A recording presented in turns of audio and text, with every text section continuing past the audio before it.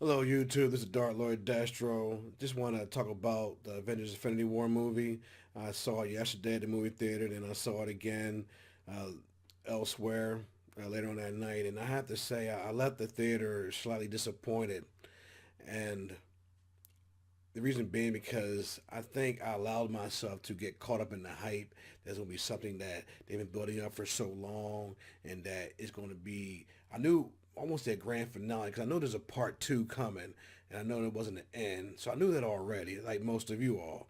But the problem I had with it is the fact that I felt disappointed. And it wasn't because everyone died at the end, because I was expecting that. It happened in the comic book. And just want to talk a little bit about it. And I know some people are going to disagree. That's fine. It's all good. You can just post them down in the comment section. But I'll start off from the very beginning. I called a few months ago. I was like, actually, it was after Thor Ragnarok. I was like, okay, when we saw that ship come around the ship where the Asgardians were at the end of the last Thor movie, I was saying to myself, okay, Infinity War is going to either start like that, or he's going to go to Xandar first, get the Power Stone, and then go there. But regardless of all that, when he shows up to confront the Asgardians, I called it. I said it's going to be either he's going to kill him or they're all going to be dead already. I said there's going to be three people going to be left. It's going to be Heimdall, Loki, and Thor. And I said Hollywood, or Hollyweird, as I like to call them, they have a tradition, and I know some of you know about the tradition, is that the black guy always have to always have to die or get killed first. As soon as I saw Honda land down the ground, I was up. Here we go. It's going to play out. Next you know, when Heimdall used the bridge, the Rainbow Bridge, whatever you call it, the Bifrost, whatever it's called, I can't remember right now, to send the Incredible Hulk down to Earth, I knew I was oh, you're done, brother. And soon, and I shouldn't have got bothered by that, but it was just like I just started laughing, and I went to the screen. I'm like, man, I said, man, that's straight up bullshit. And like three or four people looked at me, and then I smacked my hand like this, and I knocked my drink down and went all over the floor. So I basically spent money on a beverage that I only sipped on maybe 3 or 4 times before the movie started. So you go through the motions, you go through the rest of the movie. Uh, you see Thanos once he goes after the space stone. Um, he goes after the reality stone. Like I said, I had no issues with what he did. Thanos. I mean, they said he was hardcore. I just didn't see this hardcore person. You might say, well, he threw Gamora over the ledge to get the Soul Stone. Yeah, but he cried. I mean, yeah, he was conflicted, but to me, that doesn't show me you being hardcore.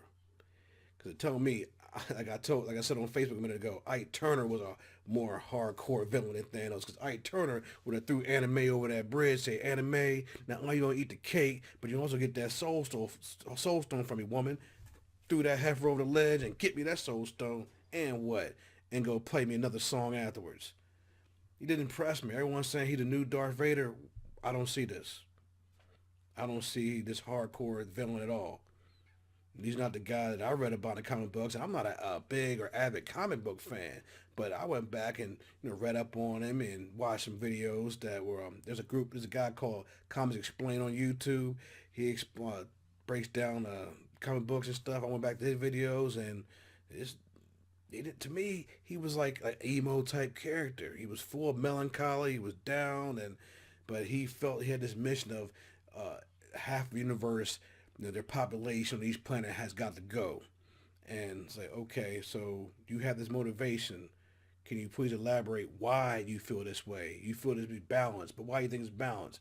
Maybe I'm expecting too much. I don't know. And what else about the movie? Now there's some highlights. We saw Thor when he finally got the the new axe. He came down, zipped down to Wakanda, and he was showing everybody, what time it was. Yeah, that was cool. I like that as well. Um, the issues I had with it was that I understand everyone's got to get their 15 minutes of fame, so to speak.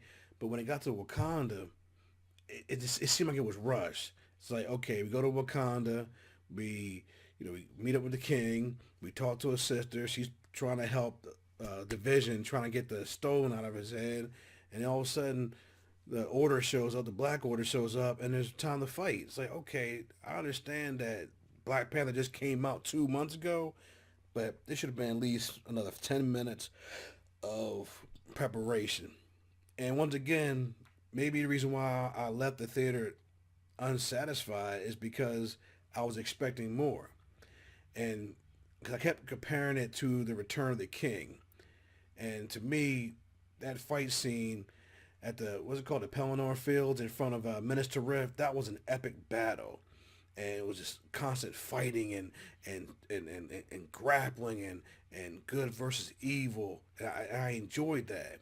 And then, of course, toward the end, when you saw Lord Aragorn or King Aragorn, or I can't remember his name top of my head, when he becomes the king of Gondor, he looks at the crowd, looks at his soldiers, he says for Frodo, he turns around, he just storms the Black Gate. Where was that epic Where was that epic moment in Lord of the? I'm sorry. What was that epic moment in Avengers? I didn't see that. I see Black Panther saying Wakanda forever. That's good, and they start bum rushing towards where the enemies were coming, and you see Captain America run past everybody and whatnot. They start fighting, but it's like I wanted that epic moment. I understand that it's going to be a part two, but I wanted epic moments too, where I say wow, and I just felt unsatisfied. It's like going to a dinner and you didn't drop 75, 80, $90 on food, and you're looking at the plate like, dude, is this all I get? Can I get more than this? Is there a second plate coming? And that's how I felt. And so everyone's bragging about this movie, saying it's the best movie of all time. No, this ain't the best movie of all time. I like Black Panther more than this movie, and it's just my opinion. Could be wrong. I'm just another guy on the internet, but I just felt that there had to be a little bit more. People were saying that Thor maybe had too much screen time. Yeah, slightly. That part where he was trying to get the acts together and try to get the rings together and get them working again, fired up. I mean, that might have been a tad bit long. I didn't mind that too much. The fight scenes, once again, it's that issue. And I guess you can't help it when you're using CGI, when you have human interaction between a human and CGI, till we got that rehearsed choreography going on, and it's like, to me, it's like someone who grew up on the old school Bruce Lee versus Chuck Norris kung fu flicks. I understand fight scenes got to be rehearsed and whatnot, but try to make it not look that way, make it look authentic. Once again, I could be nitpicking. So I'm trying to think what else was two issues I had with the movie. Um, I liked the part in Titan. I remember I was looking at Star Lord. I was like, come on, man, you got to be mindful. You got to be astute. You can't be sitting there yelling at the dude. I know he killed his girl and whatnot. I get all that, but once again, I got to tell cats all the time. You don't fall in love. You love the woman, but you don't fall in love, and because reason why, because you do stupid stuff. You act on your emotions, and that was a prime example in that movie. And I was just like, oh man. And I know it's just a movie, but sometimes I'll use movies as a backdrop to what to do or what not to do in real life. And I was just like, come on, man. Y'all had him right there. And dude, was it Tony Stark and Peter Parker almost had the glove off of him, the gauntlet, but you got caught up in emotions, and that's why you fell. So we'll see what happens. That the way Thanos snapped his fingers, just like that. I mean, I did like that part, and I'll tell you what though, when I left the theater, you can see man, people had some emotions. It was weird. It was very eerie. I don't know about where you all were at, but the theater I went to, my girlfriend, she's my fiance, she was upset. Um, like down upset. I saw a couple of guys. They were like, "Man, what you gonna do?" I heard guys say that. I'm sitting there going to the bathroom thinking, "Dog, it's just a movie. What we gonna do? You gonna go out here and go to work and pay those bills like you're supposed to do?" And then a couple people. There were little kids that coming out crying. I was some grown men coming out there, tears in their eyes. You could tell because their eyes are bloodshot red. Their eyes are they're a little black and red around it, so they were rubbing their eyes and stuff like that, fighting tears. And I'm just like, whoa, you know, especially especially if you know what's going to happen. You know what's going to happen, and there's a part one, there's a part two, and you do realize that some of these characters do have, uh, part two and part three got sequels coming up. So maybe it got caught up in the moment and they forgot about that. I always kept that in mind. That was always in mind, so I knew, okay, well, they're dead for now, but what's going to happen? I can pretty much tell you what's going to happen. They're going to get the Infinity Stones, and they're going to use the Time Stone, and then it's going to, reverse everything back to natural order or proper order, and the rest is there. So we'll see. Of course, we all saw the post-credit scene, and they showed Nick Fury. I was like, Dad, going another brother got disintegrate. They done took out Heimdall. They done took out the Falcon. I'm like, Dad, go on. All right, fine.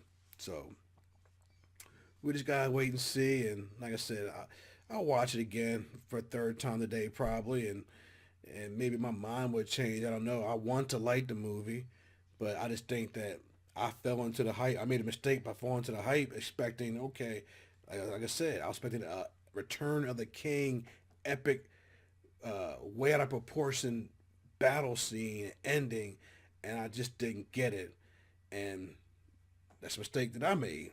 So let me know what you think. Talk to y'all later. Peace.